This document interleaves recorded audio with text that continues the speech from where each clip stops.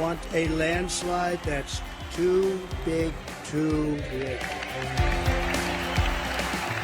I believe so strongly that a second Trump term would be a huge risk for America and dangerous.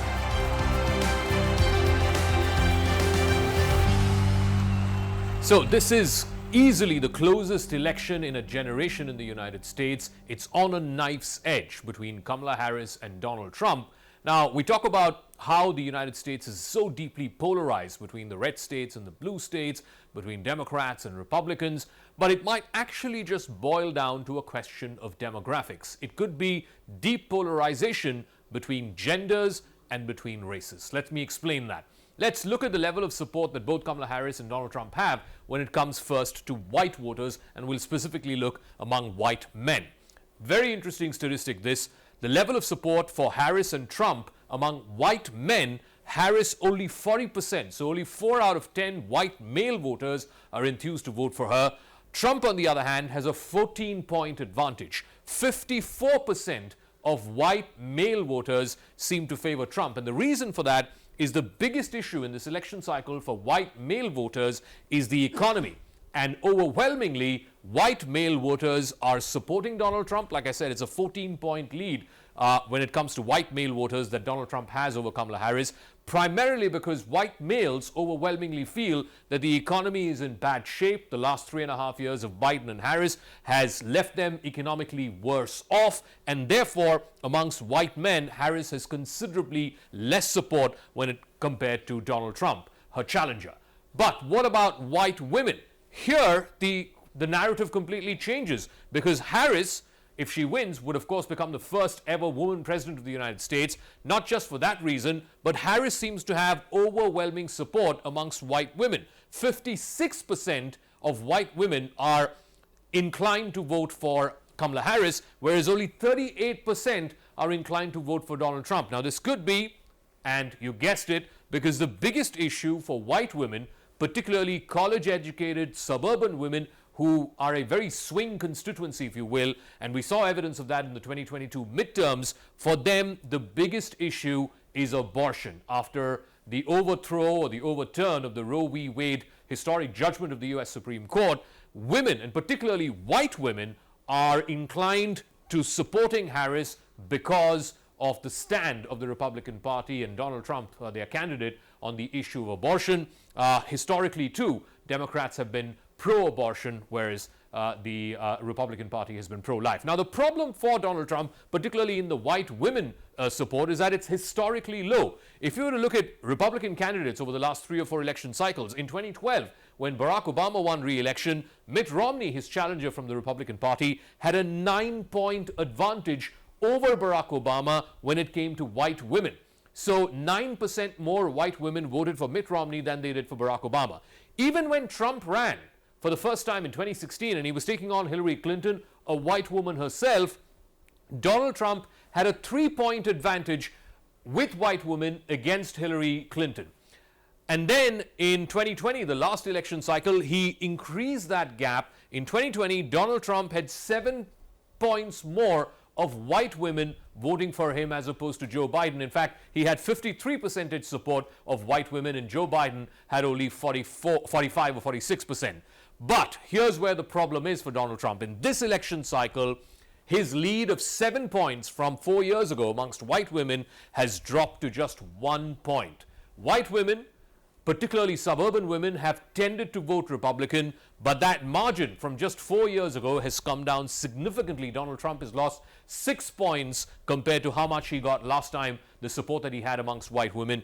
The gap is down to just 1 point for Donald Trump, and that is a big worry for Donald Trump because also white women constitute more than a third of the likely voters. That is just how the demographics plays out in the US. More than a third of the voters are white women, and there Donald Trump has very, very thin support. In fact, historically, this is his worst performance amongst white women, even in the elections that he has stood for previously.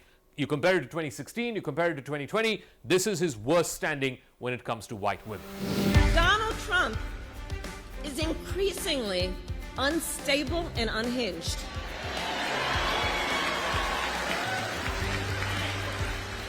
And he is out for unchecked power. That's what he's looking for. For 4 straight years, Kamala has imported an army of illegal alien gang members and migrant criminals from prisons and jails and insane asylums and the worst mental institutions anywhere in the world, not South America, all over the world. All right, so what about minority voters? What about people of color? Now, you would imagine that Kamala Harris is doing extremely well, exceedingly well amongst black voters and Hispanic voters because, after all, one of the primary reasons, one of the primary campaign points that she is campaigning on is that if she's elected, she would be the first woman of color to be the U.S. president. So how is Kamala Harris doing amongst minority voters, specifically black voters and Hispanic voters? Let's take a look at black voters. Now, this is a constituency that has traditionally been overwhelmingly in favor of the Democrats, but the problem for Kamala Harris, and it's there here on this graphic, Barack Obama in 2012, when he won his re-election, 85% of the black vote went for Barack Obama, and you can guess why, because he was the first person of color to be the U.S. president, and therefore 85% of the black vote went to Barack Obama in his re-election in 2012. Even in 2016, when Hillary Clinton was the Democratic candidate, 71% of the black vote, this includes both men and women, 71% of the black vote went to Hillary Clinton. In 2020, that number was more or less the same, 71% for Hillary Clinton in 2016, 69% for Joe Biden in 2020. And yet, if you cut to 2024, you look at that number. That has substantially fallen. It has fallen down by at least a good 14, 15 points. Only 54% of the black vote, the black voters are saying that they will vote for Kamala Harris. Now, this is a reason for worry for 2 particular reasons. Number one, you would imagine that black voters are highly enthused by Harris's candidature because she is of African-American heritage. In fact, her father was from Jamaica, so she's half African-American. And despite that, only just about half the black voters are saying that they're inclined to vote for Harris. So if black voters are not turning up in the kind of numbers that they did for Barack Obama in 2012 or for Hillary Clinton or even for Joe Biden 4 years ago, then that, a predominantly Democratic constituency, not showing up in those numbers. Harris needs to be racking up that number 54 right up to where it was for Hillary Clinton and for Joe Biden in the 70s. Now, what about Hispanic voters? Again, because immigration is such a huge issue in this election cycle, and because Donald Trump and the Republicans have made this perhaps the number 1 or number 2 issue in this election cycle, how is Harris doing when it comes to Hispanic voters? She does have a lead, a decent lead of about 17 points. Harris has 57% support among Hispanics. Donald Trump has 40%. But here's where the catch is. Donald Trump, because of his very anti-immigrant rhetoric, has been quite unpopular amongst the Hispanic community, but he has been improving his tally, his vote share amongst the Hispanic community. When he ran for the first time in 2016, less than a third, less than 1 in 3 Hispanics or Latino voters voted for Donald Trump.